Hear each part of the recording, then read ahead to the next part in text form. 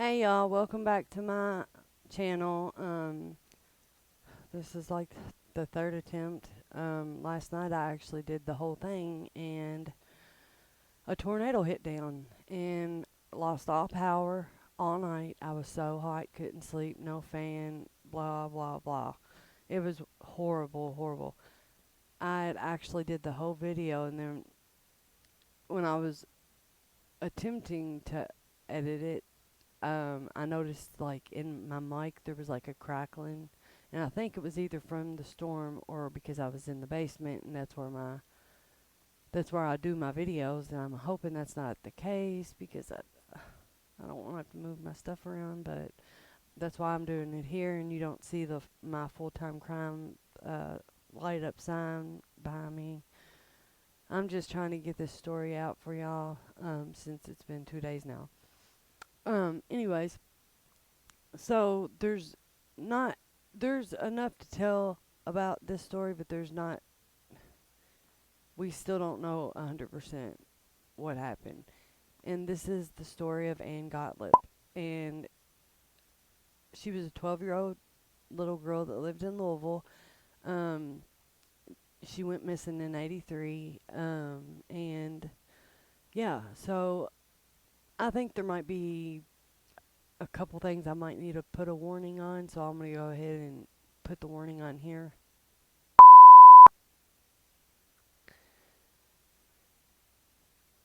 Okay, and so yeah, I mean the story speaks for itself. She just went missing. I'm gonna talk about the some of the leads they had, why they were leads, what happened with them, and all of that.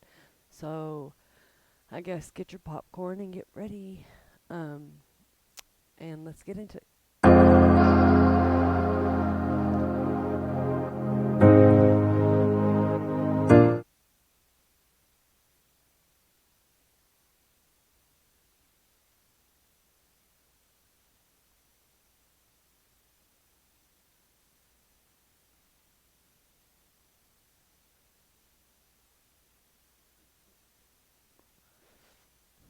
Okay, yeah. So we're doing the story on Ann Gotlib. Let me tell you a little bit about her background. She was born on May 5th, 1971, and she was actually from Russia. Her and her parents migrated here, 1980, from the USSA, and she had a good upbringing. There was nothing that said that she had any issues. She made friends. She was fluent in her native language and in English, so she could speak to people here. It wasn't like she didn't have friends or anything. In every picture I see, she has the biggest, prettiest smile that just lights up whenever you see her. So I don't think that she had, any horrible background or anything to talk about like I usually have to tell. Um, they actually say because of her in the mid 80s, which is when I was born in 86. That's why Anne became a household name. And I kind of believe it because my middle name's Ann, and so is a bunch of people I know that live here in Louisville. Their middle name or their first name is Ann. I mean, it's not a good reason, but I mean, that's the reason. So they say. It's crazy that this is where her and her family picked out of the whole United States. I wouldn't think Louisville, Kentucky, but who knows, you know. I know on June 1st, 1983 was the first day of Ann's summer break. And you know how it is. That is like the best day of the year, right? I mean, the first day of school and the last day of school. The last day of school, you know that you ain't got to get up every morning. You ain't got to worry about going to class, all that stuff. You can hang out with your friends, just have fun. Go swimming. It's the summer. It's warm. Supposed to be a fun time, right?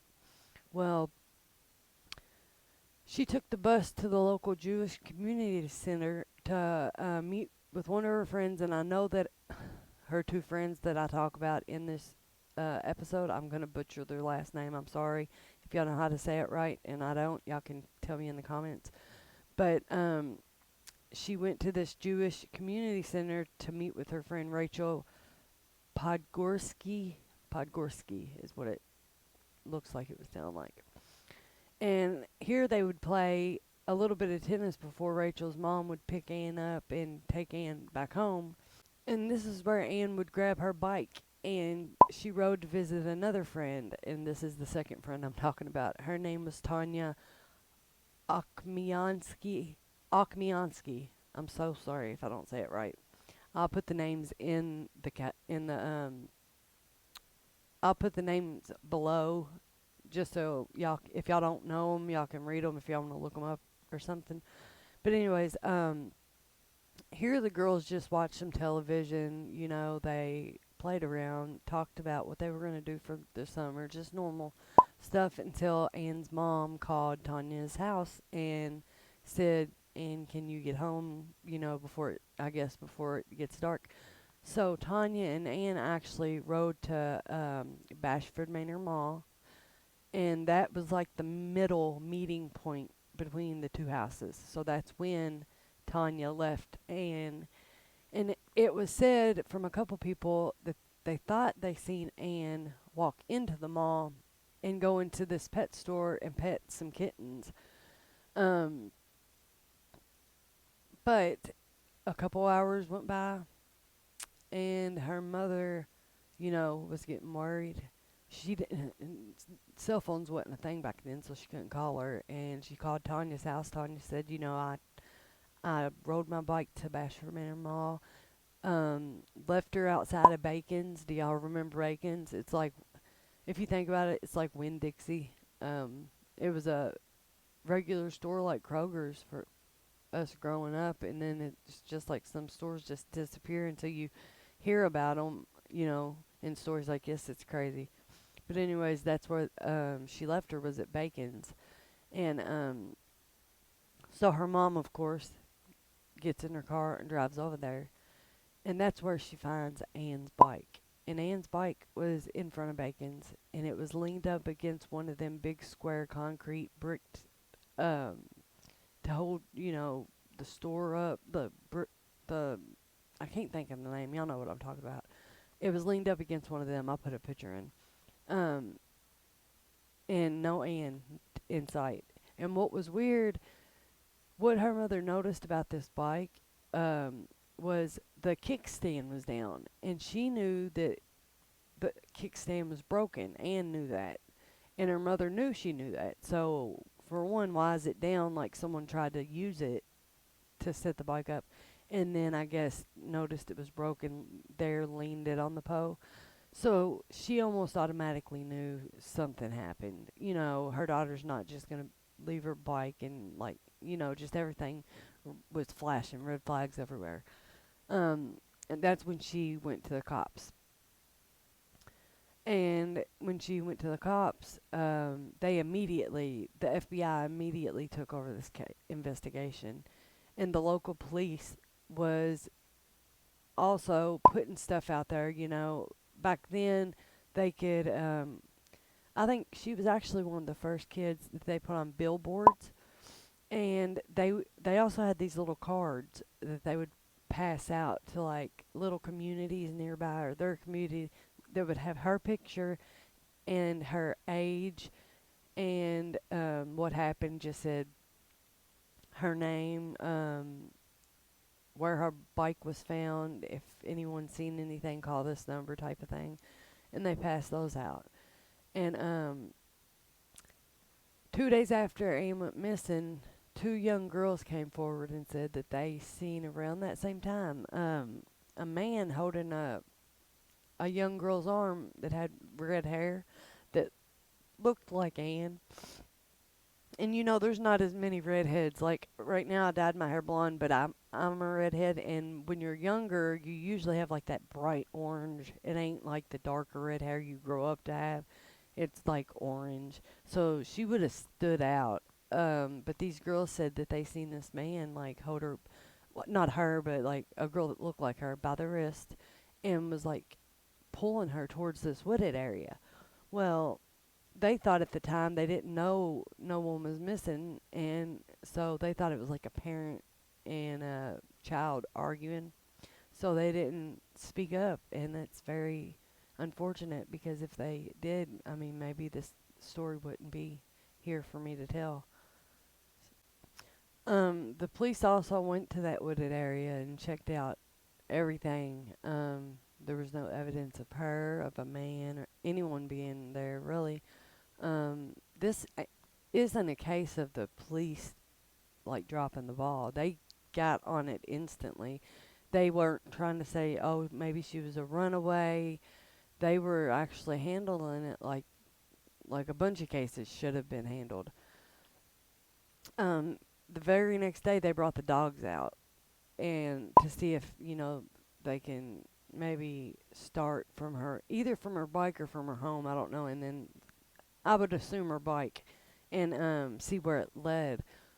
Well, what's so weird is the dogs actually took them from where the bike was to her friend Tonya, that was the girl that rode with her there, to her grandmother's house. And Tonya Okmyonski, her and her grandmother, both Esther Okmyonski, said that she had never been there.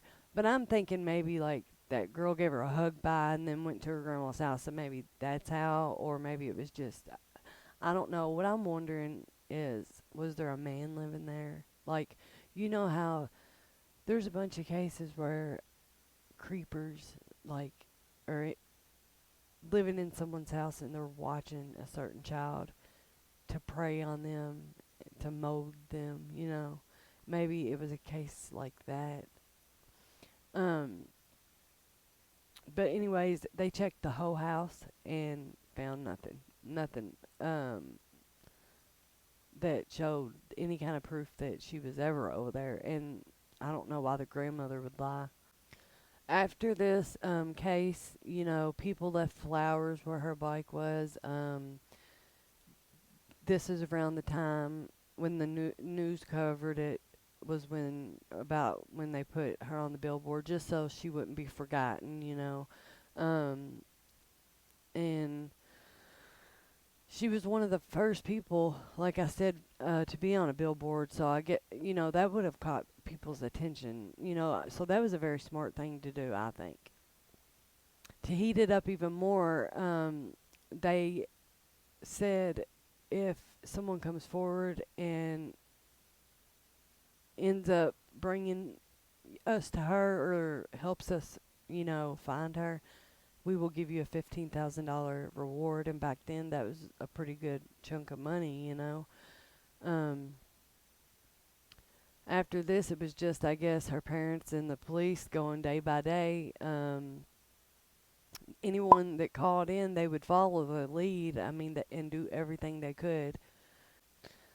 To this day, there's been 40 suspects in the case, to then to now, and they've all been questioned and looked thoroughly through, and none of them panned out. One man was a convicted sex offender. He didn't pan out. Another man was a serial sex offender, and he provided an alibi. But he was at the mall at the time. She was at the mall. But like I said, he had an alibi at the time. A month before she went missing, there was this organization group called ECHO, is how I think they pronounced it. It was ECHO, and it stood for Exploited Children Help Organization. And they worked tirelessly on this case. This organization, like I said, had just came out like a month beforehand, so I mean that was pretty awesome. Back there was no Amber Alerts, nothing like that, so you had to like physically get out and do the work, physically get out and look, physically get in the water and feel around. There was no materials to put in the water to look for stuff. It was all physical. She simply vanished, man. I mean, what else can I say? Besides those two girls saying that they seen a guy like pulling a young girl that looked like her at the same around the same time, and people that said that they thought that they had seen her, besides the people that said she might have went into the pet store. No one else had really seen her.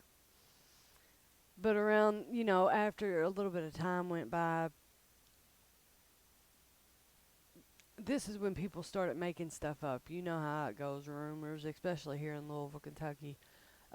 Sadly, personally, I kind of think someone probably seen her go into the pet store, and when she got out and she got on her bike to ride it, that's when they grabbed her, threw her in the car, and put her bike up there and just took off, because there was no cameras back then, nowhere. I think if there was, this would have been solved back then. I mean, it's just we didn't have enough technology and stuff back then.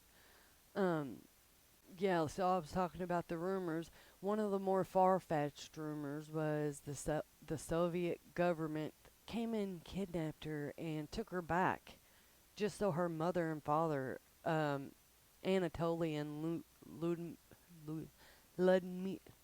Ludmila, I'm so sorry, Ludmila Gotlib, would go back to their country, which the police and the parents both counted that out as soon as they said that. They also started saying maybe she was having a hard time settling down, and she left her bike behind and didn't have no money, but yet she still tried to leave and find her hometown in Russia by herself. Like, okay, some people like just didn't have nothing better to do. It's like, if you don't have something to say that's going to help the case, don't gossip about it, or what could have happened. Speak up if it's going to help. Plus, she was very happy. She was thriving. She had friends. She, like I said, could speak English. So, yeah, years passed, and sadly, her parents heard nothing until about 7 years later. A man came forward and said he kidnapped and killed Anne. And this was in 1990. The man's name was Michael Lee Lockhart.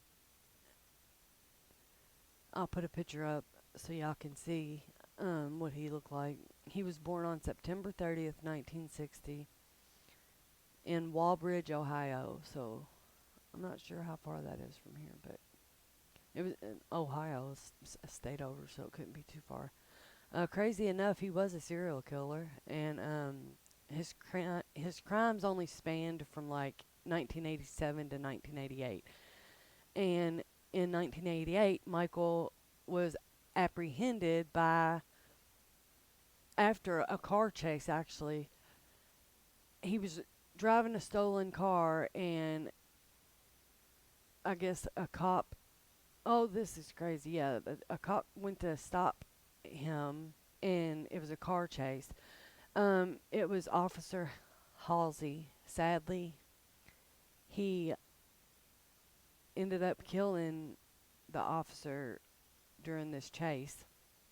Once they finally got him, there was evidence in that car from every single crime that they knew or thought he did.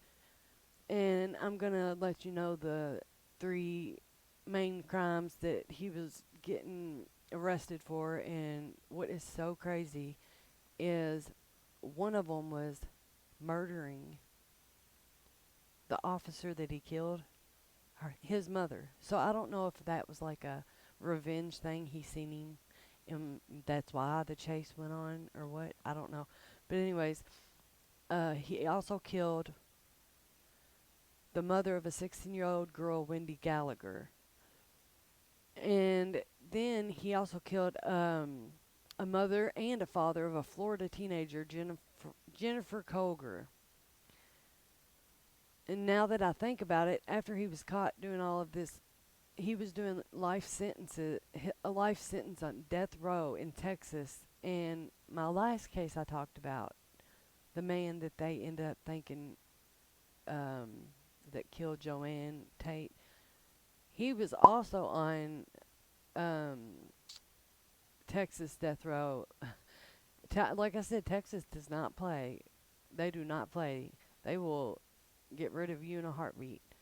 Um, he stated that he killed 20 to 30 women or girls, even though this wasn't even found to be true. He was just one of them. I wish I could have, or I don't get serial killers. This is why I want to get in their head. Anyways, he stated he took Anne to Fort Knox where he killed her and buried her. He even drew an extensive map where the officers would go and search. They didn't find nothing. They found no leads, no details, no evidence. Which is messed up because the parents are going through enough. Like, why play with their heads? You know what I mean? Like, get their hopes up that they may have a chance to put flowers on their daughter's grave, but they don't know what happened to her before they passed, you know? It's just messed up. December 9th, 1997, he was executed by lethal injection, probably for the better. But then a little more time had passed and nothing until December 4th, 2008, and that's when this case would turn upside down. There was a huge break in the case. The police spokesperson said that they apprehended the man who killed Ann. They actually said this in front of everyone, and they said his name was Gregory Oakley Jr. He was a former veterinarian turned um, convicted felon, so yay for him. And if it was him, if he was a serial killer, you know how they say that they start out with animals, and just to think, if he was a veterinarian, I don't even want to think of what he could have did with the animals. His crime that he was apprehended for at that time was burglary and rape. He was interesting to the LMPD because the girl that he had raped was around, I think she was 13, around Ann's age, had red hair, same MO, that type of thing. And but the thing is, he got very sick and he was released from Kentucky State Reformatory to a hospital where he ended up passing away in 2002. So it ain't like they could, get him to admit it to them. Now, what's messed up is back in 1984, he was an initial suspect that they did question. What further makes this theory more believable is that he had a cellmate, and his cellmate said in the early 90s or late 80s, he said a couple times that he um, kidnapped Anne and killed her. That's what he told him anyways. He said he killed her by giving her a lethal dose of, I've never heard of this drug, but it's supposed to be like a medium to severe opioid pain reliever called, it was called Talwin, Talwin. I've never heard of it, but that's what he said. He gave her a lethal dose of that. Like, that's crazy. Just think of all them things. Like, he just had raped another girl around the same age, and what she looked like, which could have been coincidence, but in 1984 he was the initial suspect because he was where she was at the time. And also he told his cellmate not once but twice and told details about it. Like, it really could have been him. Like, that could have been, but then, he ended up dying in 2002. It's like everyone's dying. But police just couldn't find no physical evidence to link him because there was just the bike. I mean, I'm sure they tested the handlebars and all that. They didn't find no physical evidence. Sadly, her parents are in their 70s and 80s these days, and they say that's all they wish for is to find out what happened before they pass away. To be able to formally say goodbye to their daughter, and put flowers on the grave, have somewhere they could go to talk to her. And that is so sad. Or get justice, even if the person is dead, just knowing what happened. Here recently on the news, Okay, this is what I was saying in my Facebook and Instagram thing about new news coming forward. On the news here recently, they brought her up. A glimpse inside the Ann Gotlib investigative file. It's really one of the most high-profile cases in Louisville's criminal history. A story WHS 11 News has been on top of since our nighttime reporter that summer evening first covered her disappearance in 1983. Gotlib, you'll remember, is the little girl who disappeared in the summer of 1983. Her mother reported her missing. She was last seen alive at what was then called the Bashford Manor Mall. 25 years later, police say Gregory Oakley, who had died years earlier, was responsible for her disappearance, but the little girl was never found. Well, for the past 3 years, I have been fighting for access to this case. I know how important it is to everyone at home to know what happened here. Tonight, we begin the journey to find out. It's a mystery nearly 40 years old. What happened to 12-year-old Ann Gotlib? She was the Louisville girl who seemingly disappeared off the face of the planet. The little girl was last seen alive at Bashford Manor Mall on Bardstown Road. Days later, police discovered her bike, but no sign of the child. The big break in the case didn't come for 25 years. Sources tell WHAS 11 News that Louisville Metro Police have re-interviewed witnesses and now have enough to pin Ann Gotlib's disappearance on a convicted felon who died in 2002. That's when LMPD's lead homicide detective Barry Wilkerson made a big announcement. He said the department had proof Gregory Oakley abducted the little girl. And I think I had every bit of probable cause to make that arrest if he were alive. I think I could put together a perfect package with the Commonwealth attorney to where we could get a conviction. Commonwealth's attorney Dave Stengel agreed in an interview with WHAS 11 reporter Mark Hebert. So based on the evidence, you think this is the guy?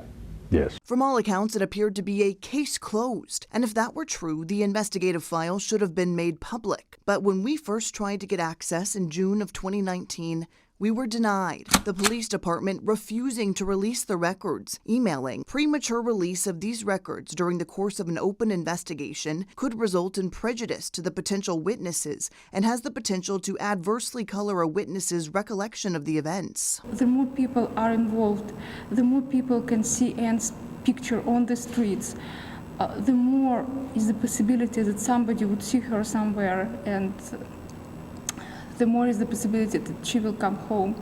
Under Kentucky law, investigative reports maintained by criminal justice agencies are subject to public inspection if prosecution is completed or a determination not to prosecute has been made. So in March of 2021, I tried again, requesting the complete investigative file for the Ann Gotlib case from LMPD. I received another denial.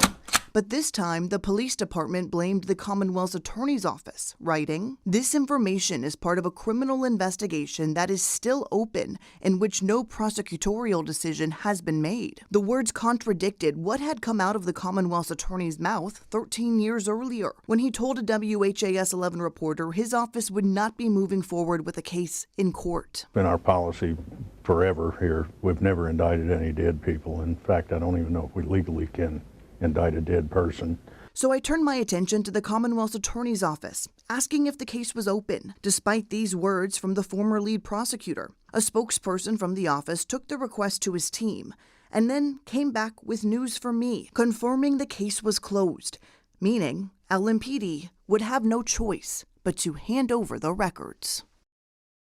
And in January of this year, 3 years after I first asked for those records, I found out we had won the fight for access. LMPD was forced to hand over 7 boxes of evidence, including everything from photographs to videotapes, VHSs, and tons of documents, Doug. So many leads at one point we thought over the years were going to be good leads, and then they fizzled. I always still think of Ann Gotlib's parents, who are still living, by the way, here in town, Anatoly and Ludmila Gotlib.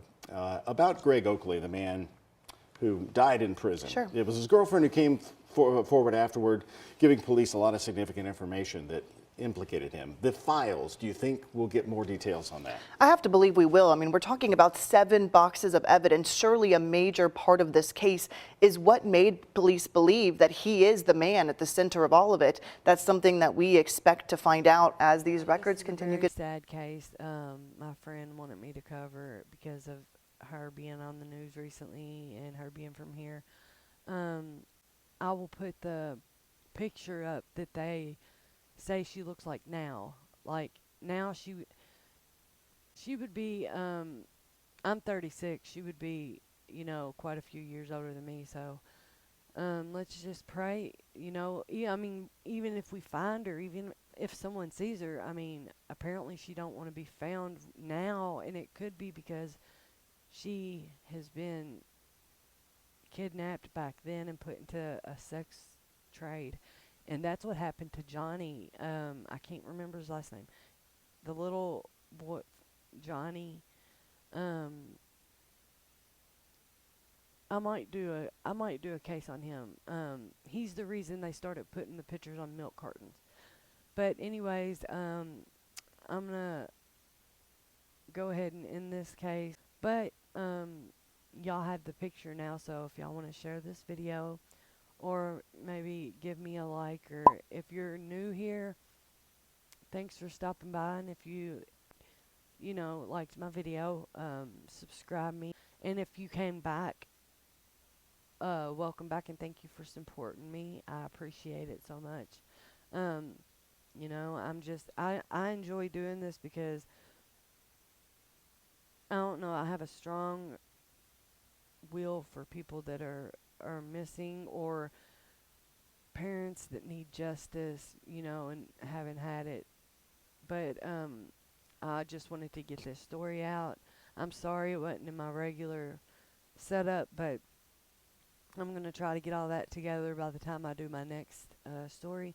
If y'all have any ideas of what y'all want me to do, just put them in the comments down below, or send me a message. I got a group on Facebook called FullTimeCrime. You can follow that and send me a message on there. My Instagram is StephB80OAS. And then, yeah, so anyways, I guess that's all for today, and thanks for coming back. I will see y'all in the next one. Bye.